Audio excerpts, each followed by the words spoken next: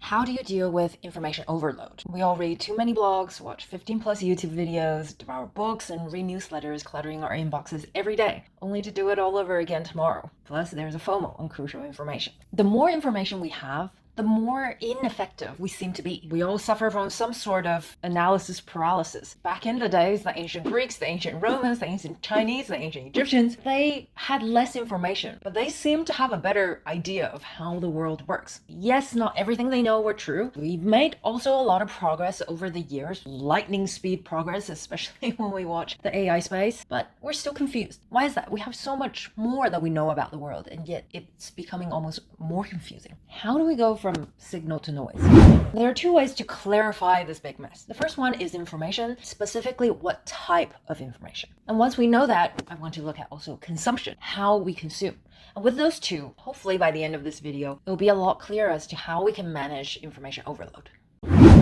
First, the type of knowledge, and we'll look through the lens of time. Specifically, we want to look at timely knowledge and timeless knowledge. Timely knowledge, like the name suggests, it's what's happening in the news, what's happening in the market.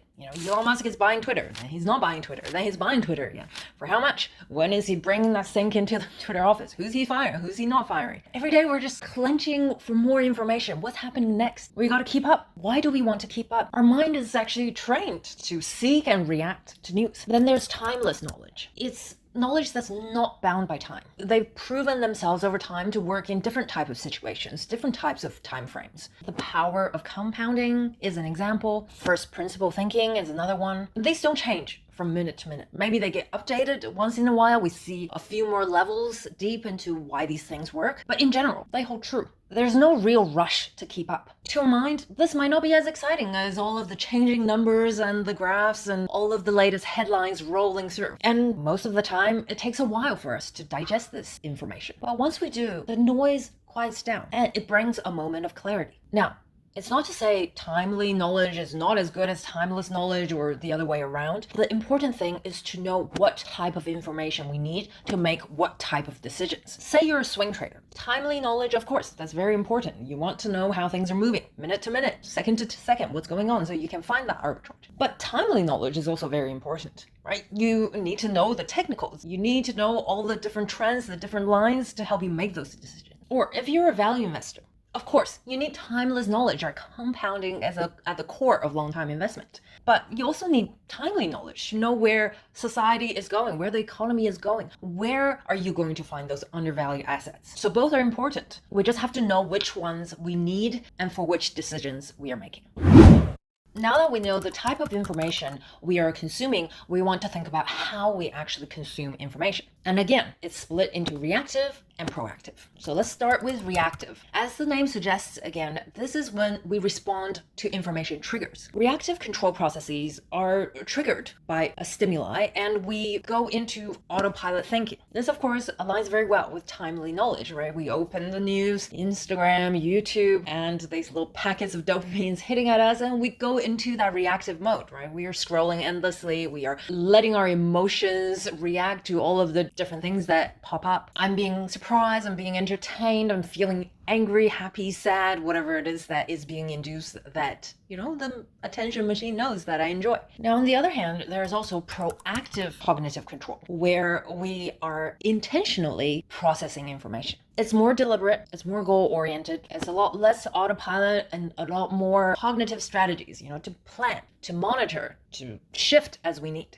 We have more control over the information processing. For example, say you want to learn more about framework thinking, right? You proactively plan that. Which are the books I'm going to look at? Which are the YouTube channels and videos I'm going to look at? Hopefully some of them are mine. Thank you if you watch them. And, how am I going to take those, learn them, and then apply it to my own life? How will I know if I'm actually understanding the frameworks? How will I know if I'm applying them? How will I know if I'm on the right track or not? Right? You will actively plan those things instead of just saying, okay, I'm going to watch these videos and, get on with my day without thinking more deeply about it. Now, here are a couple of really interesting things about how we process information. The first one is control. In the reactive mode, we relinquish control. In the proactive mode, we take back control. We choose for ourselves. So just like timely versus timeless information, we want to be aware of which is which and which ones we need. Same with the reactive and proactive processing of information. We want to know which state we are in and whether we want to be in that state when we get this type of trigger stimulus. The problem, of course, is information is thrown at us all the time from different directions, and we don't always choose. That's why we spend hours triaging our inbox. Feel like we did a lot of work during that time, but actually at the end you realize, well, okay, I haven't progressed in any of the things that I want to do, right? We are just responding to other people's wants and needs. So the first thing is when we process information, when we consume information next, is to be clear about which mode am I in and do I actually want to be in that mode of processing for this type of information. Like if you read the news, right? You can of course be reactive and just flick through, see the headlines, react to them. Or if you're Warren Buffett, then what you do is you intentionally look at the newspaper through your frameworks, through your filters, because you want the information to feed into your investment decisions. You're proactively choosing to find signals. The second interesting thing is it actually feels good to plan, to strategize. Just as it feels great to scroll endlessly through social media, actually when we activate our prefrontal cortex, used in decision making, used in planning and strategizing, we increase the dopamine release. The only thing is we can't make it too difficult, especially at the very beginning. But this is why we dread and we procrastinate, because we think all that thinking is going to be too hard. But actually, when we start, we get into flow state really quickly, and it turns out not to be so difficult. It's because we actually enjoy planning. We actually enjoy thinking. This is a point that I think get overlooked so quickly. It's a hack that's underutilized.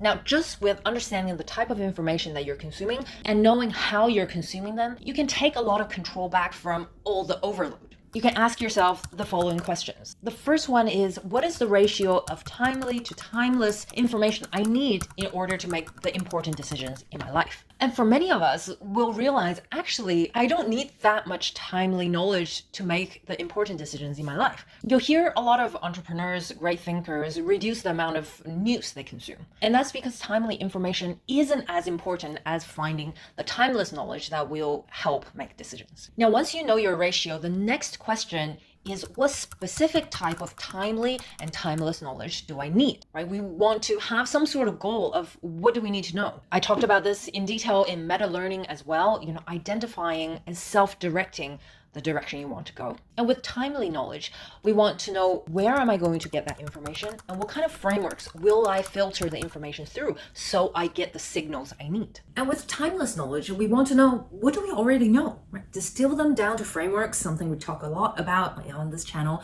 I have a course on this as well, check out the description. And once we know that, identify the gap between what is it that I want to make those decisions, what is it that I already have, and make a plan for how are you going to bridge that gap. Again, you can check out the meta learning video here. And of course, we want to leave space for serendipity and exploration, right? We can't plan for everything, but knowing the things that we want and knowing how we're going to get it, we can be more free with that exploration and finding out new things. Get started distilling the frameworks you already know, and I'll see you in the next video.